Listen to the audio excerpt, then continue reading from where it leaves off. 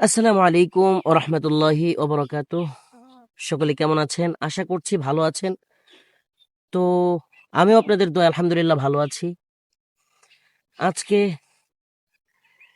একটা গজল শুনে আমি মুগ্ধ হয়ে গেলাম।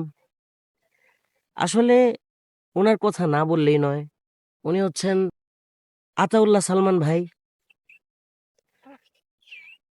সাধারণত হাদি ভাই ওনার গজলের একজন ভক্ত ছিলেন, আমি যতটুকু জানি। যদি ভুল হয় তাহলে ক্ষমা করবেন। শরীফ ওসমান হাদি ভাই আতাউল্লাহ সালমান ভাইয়ের একজন ভক্ত ছিলেন, মানে গজলের ভক্ত ছিলেন। তো আমিও ওনার একজন ভক্ত বলতে পারেন। তো কথা বাড়াবো না, একটা গজল শুনে আমার কাছে অনেক ভালো লাগছে। একটা মানুষের গায়কী এত সুন্দর হয় কিভাবে, আপনারা না শুনলে বুঝতে পারবেন না। সো চলেন অল্প একটু ক্লিপ শোনায় দিই আপনাদেরকে। তো গজলটি শুনে আসুন। নাই বা পেলাম আমার গলায় তোমার গলার হার, তোমায় আমি করব সৃজন, তোমায় আমি করব সৃজন, এ মোর অহংকার।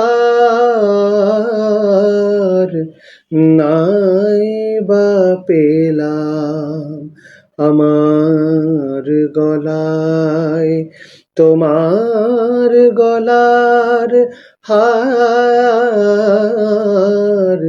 তোমায় আমি করব সৃজন, তোমায় আমি করব সৃজন, এ মোর অহংকার।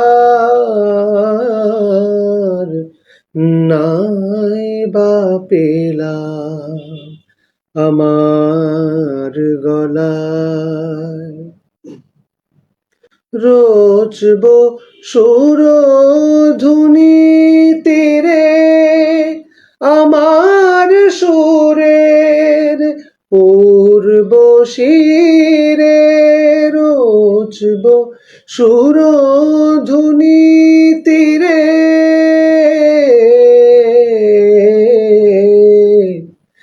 আ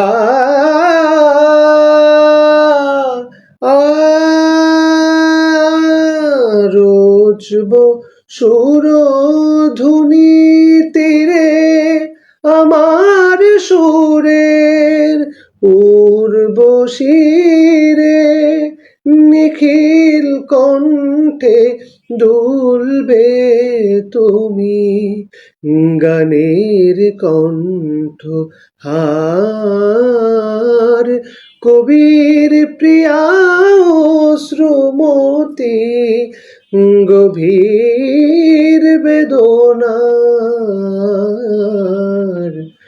নাই বা পেলাম আমার গলায় তোমার গলার হার, তোমায় আমি করব সৃজন, তোমায় আমি করব সৃজন, এ মোর অহংকার।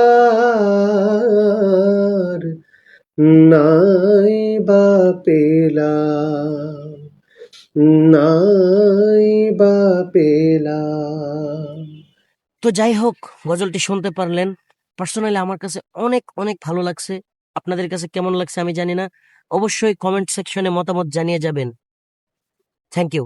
ভিডিওটি এ পর্যন্তই। আল্লাহ হাফেজ। আসসালামু আলাইকুম ও রহমতুল্লাহি ওবরাকাতুহ।